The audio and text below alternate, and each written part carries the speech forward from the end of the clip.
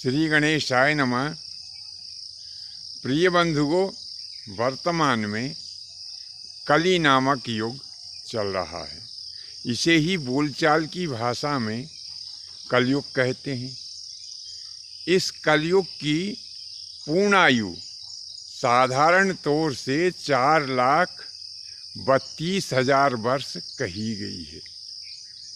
तो प्रत्येक युग की जो आयु होती है उसे 4 चरणों में बांटा गया है। इस हिसाब से कलयुग के जब 1,08,000 वर्ष व्यतीत हो जाएंगे तब कलयुग का एक चरण समाप्त होगा। वर्तमान में कलयुग के 5,100 के लगभग कुछ वर्ष व्यतीत हुए हैं। हमारे यहाँ चतुर्युग सृष्टि व्यवस्था है जिसमें 4 युग आते हैं। पहला युग आता है सतयुग, दूसरा युग आता है त्रेता युग, तीसरा युग आता है द्वापर युग और चौथा यह जो वर्तमान में कली नामक युग चल रहा है, यह चौथा युग कहा गया है। अब युग धर्मानुसार सतयुग में धर्म 4 चरणों से स्थित था। वहीं त्रेता युग में धर्म के 3 चरण थे। एक चरण इसमें पाप का भी आ गया था।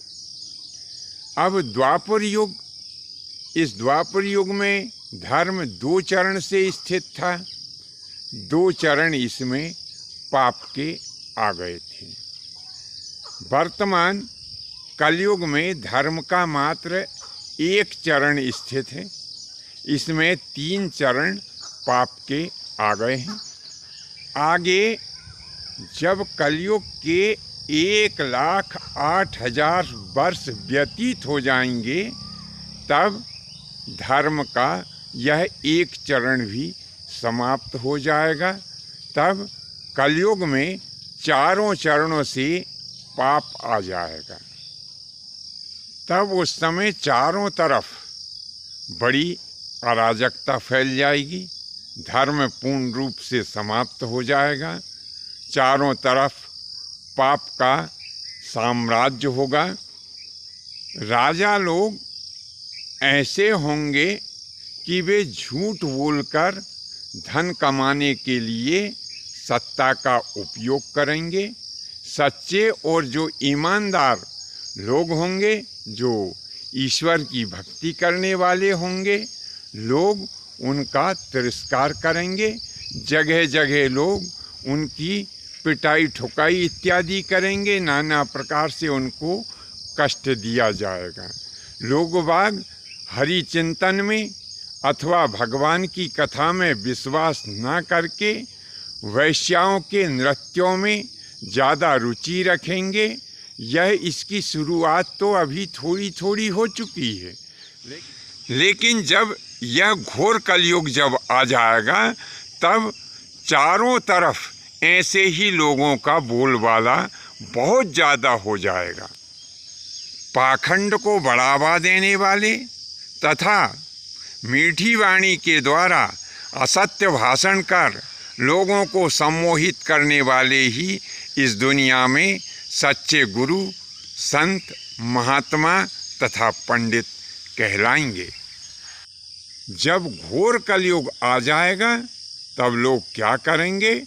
अपने ही गोत्र और परिवार में विवाह कर लेंगे। माता अपने पुत्र से, पिता अपनी पुत्री से, भाई अपनी बहन से भी संभोग करने से नहीं चूकेंगे।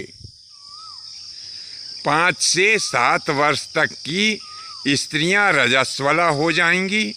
7 से 12 वर्ष के बीच में वे गर्भ धारण करेंगी और 12 से 18 वर्ष के बीच चाहे स्त्री हो अथवा पुरुष, वे नाना नानी, दादा दादी इत्यादि बन जाएंगे। मनुष्य की उस समय पूर्ण आयु 20 वर्ष की होगी। प्रायः अधिकांशतः सभी लोग अपनी अपनी मानवीय मर्यादाओं को छोड़ करके पशु के वत व्यवहार करेंगे। जो लोग जितना झूठ बोल करके दूसरों को ठग करके धन कमाएगा इस दुनिया में, वही मनुष्य उतना ही ज़्यादा चतुर और गुणी कहलाएगा। गाय, ब्राह्मण और कन्या का कोई सम्मान नहीं रहेगा। गाय दर दर मारी मारी फिरेगी। घोर कलयुग काल में बार बार अतिवृष्टि, अनावृष्टि, बाढ़, भूकंप और प्राकृतिक आपदाएं तथा बड़े बड़े युद्धों का सामना जनमानस को करना पड़ेगा। तब ऐसे समय में जब कलयुग के 821 वर्ष शेष रह जाएंगे, तब भारतवर्ष में किसी संभल नाम के ग्राम अथवा नगर में विष्णु यशा या विष्णु शर्मा नाम के ब्राह्मण के यहाँ भगवान कल्कि का अवतार होगा। उस समय भगवान कल्कि हरि शर्मा के नाम से भी विख्यात होंगे। तब भगवान कल्कि अपने श्वेत अश्व के ऊपर सवार हो, हाथ में आयुध लेकर के एक विशाल सेना की रचना करके दुष्टों का संहार करेंगे और इस भूलोक में धर्म की स्थापना कर पुनः अपने गोलोक धाम को प्रस्थान कर जाएंगे। बंधुओं, यह हमने भविष्य में होने वाले जो कलयुग के गुण और धर्म थे उनसे संबंधित कथा आपसे कही। कथा आपको कैसी लगी? यदि अच्छी लगी हो तो अपने इष्ट और मित्रों में इसे शेयर भी करें, नीचे कमेंट्स बॉक्स में लिखें। आज के लिए बस इतना ही। शेष अगले भाग में नए विषय के साथ में हम आपकी सेवा में प्रस्तुत होंगे। आज्ञा दीजिए।